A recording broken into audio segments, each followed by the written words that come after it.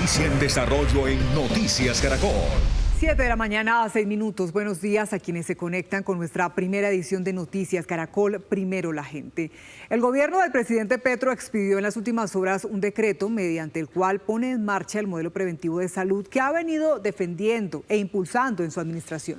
Daniela, mire, uno de los puntos fundamentales en este esquema son lo que se llaman los equipos territoriales de salud, con los cuales el gobierno pretende llegar a la casa de los colombianos para ofrecer su oferta en salud precisamente. Juan Carlos Mateo, usted tiene más detalles sobre este decreto. Así es, Nicolás, buenos días para usted y los estimados televidentes. El gobierno expidió en las últimas horas el decreto mediante el cual quiere adoptar un modelo preventivo, predictivo y resolutivo en salud, que establece entre otros puntos. Primero, las entidades promotoras de salud o quien haga sus veces contratarán con la oferta de prestadores de salud del nivel primario de las redes integrales e integradas territoriales de la salud, conocidas como RITs, garantizando la territorialización, resolutividad y permanencia de las acciones. Esto, en términos más sencillos, quiere decir que se organizan redes de salud para que los usuarios, la gente, pueda ser atendida debidamente en su municipio, en su localidad o en su barrio. Hay otro punto del capítulo del decreto que fue expedido por el Gobierno Nacional que plantea la organización funcional de prestadores de servicios de salud públicos, privados y mixtos como centros de atención primaria en salud. Así, se indica que los CAPS se constituyen como la base territorial, desarrollan los atributos de accesibilidad y primer contacto con la ciudadanía. El Ministerio de Salud definirá en un plazo máximo a partir de la expedición del decreto, antes de comenzar octubre, los lineamientos del caso para implementar la medida. Esto en términos más sencillos quiere decir que la gente estará adscrita a los CAPS para tener derecho a sus consultas, a sus exámenes y controles del caso que se requiera por parte del usuario. Se busca con la norma gubernamental que el centro donde sea atendido sea el más cercano al lugar de residencia del paciente. En un tercer punto, el decreto crea los equipos de salud territorial que brindarán atención y gestionarán la continuidad del cuidado en el nivel complementario de los RITs, con planes de cuidado individual, familiar y complementario, como les decía. Los equipos de salud territorial harán parte de los RITs y habrá 6 meses para que se vuelvan una realidad. Es decir, tendrán hasta final de diciembre para ese objetivo. Esto quiere decir que los médicos, enfermeras y otros profesionales de la salud visitarán las comunidades, efectuarán un seguimiento a los usuarios, incluso desde la misma familia.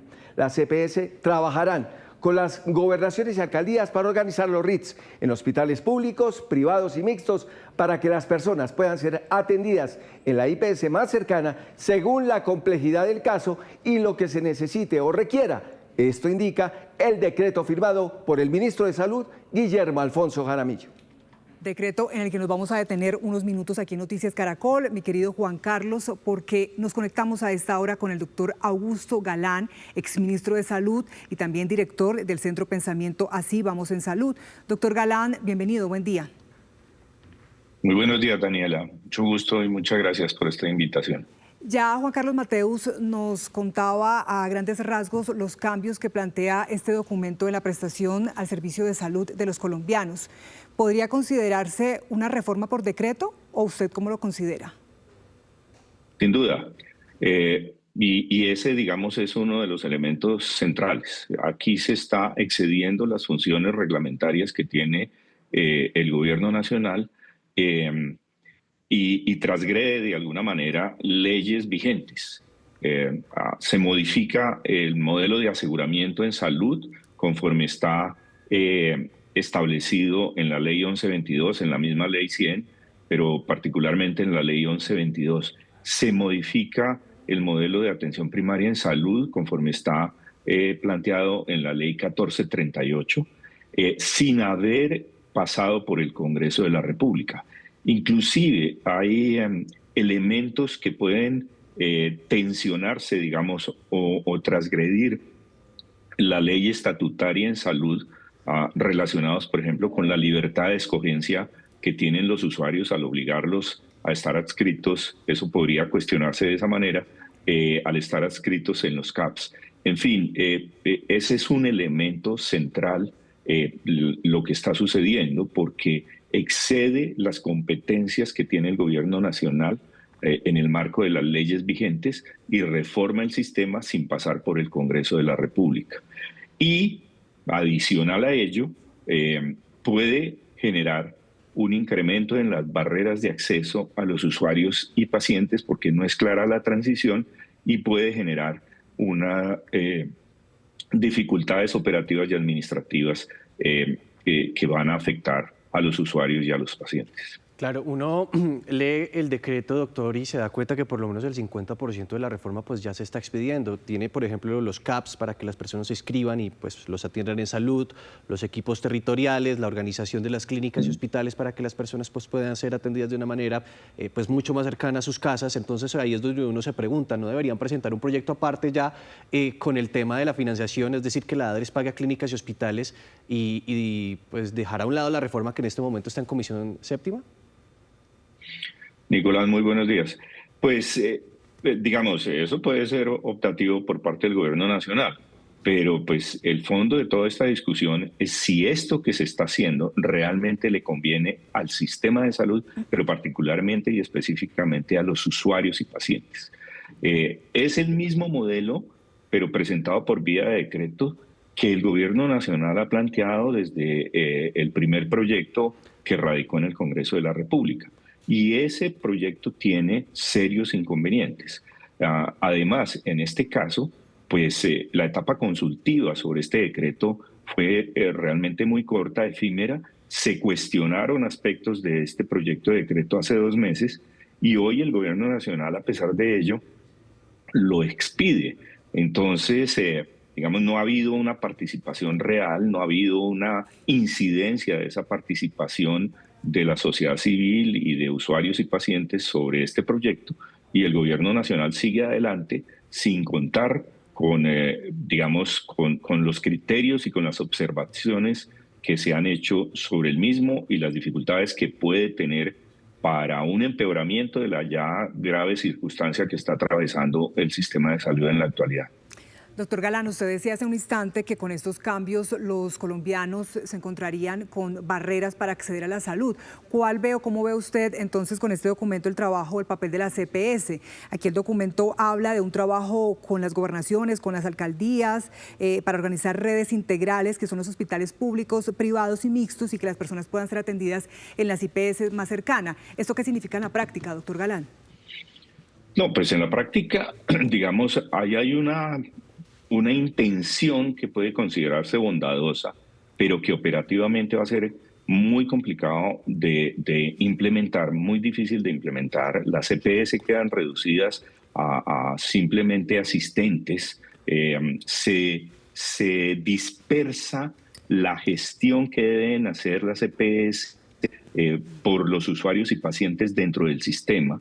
Se dispersa en diferentes agentes, se le entrega a los CAPS, además de funciones de prestación de servicios, funciones que tienen relación con la gestión que hacen normalmente las CPS. Eso va a generar dificultades también. No es claro, digamos, la vía de atención, el tránsito y el camino que debe recorrer el usuario dentro del sistema.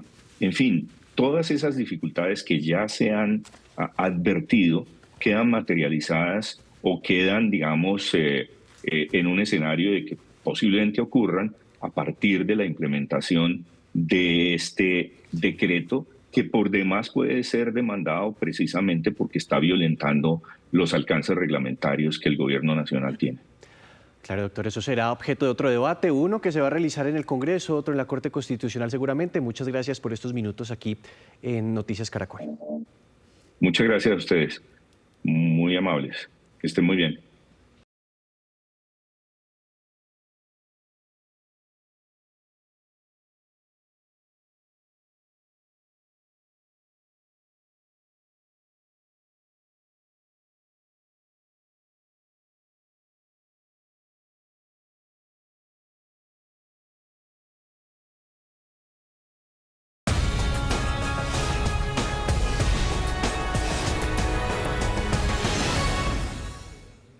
El presupuesto presentado en los últimos días por parte del Gobierno Nacional sigue siendo un tema de análisis para los expertos. Incluso algunos ya están haciendo cuentas y dicen que no cuadran. Laura, usted tiene un invitado para hablar sobre este tema y cuéntenos cuáles son las cuentas que están haciendo. Nicolás, buenos días. Una vez presentado ese presupuesto general de la Nación para el año 2026, hace un mes se presentó ese plan financiero y las cuentas han sido distintas. Para analizar pues esas cifras, saludo al director del Comité Autónomo de la Regla Fiscal, organismo que se encarga de revisar esa sostenibilidad fiscal de la nación en manos de los gobiernos. Director, ¿qué tal? Muy buenos días.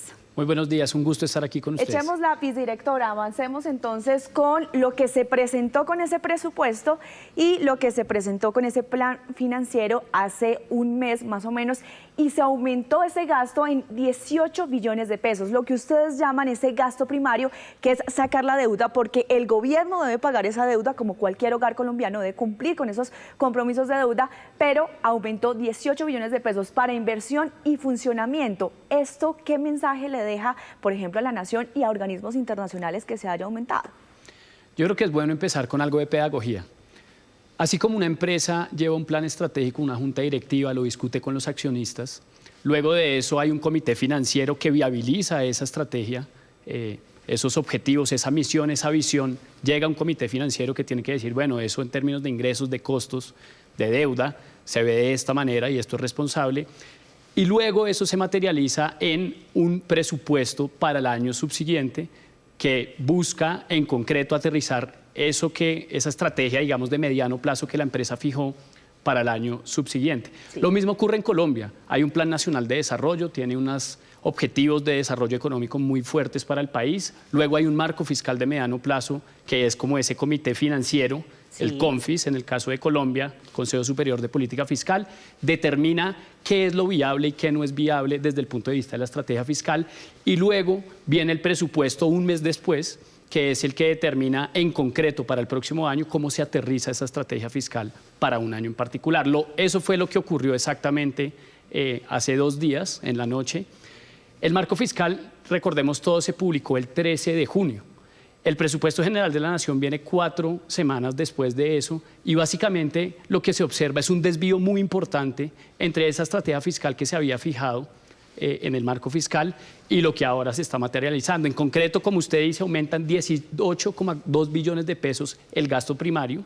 Eso es 1 punto del PIB y es algo que desconcierta, es una señal que es inconveniente, máxime si tenemos en cuenta que en este momento Colombia opera bajo la cláusula de escape, que básicamente lo que hace es que la regla fiscal, esas metas específicas para cada uno de los años, no están operando en este momento. Entonces, en un contexto de ese estilo, donde la deuda está en máximos históricos, donde el desbalance entre ingresos y gastos no tiene precedentes, es muy importante dar unas señales de confianza, de consistencia y de transparencia fiscal.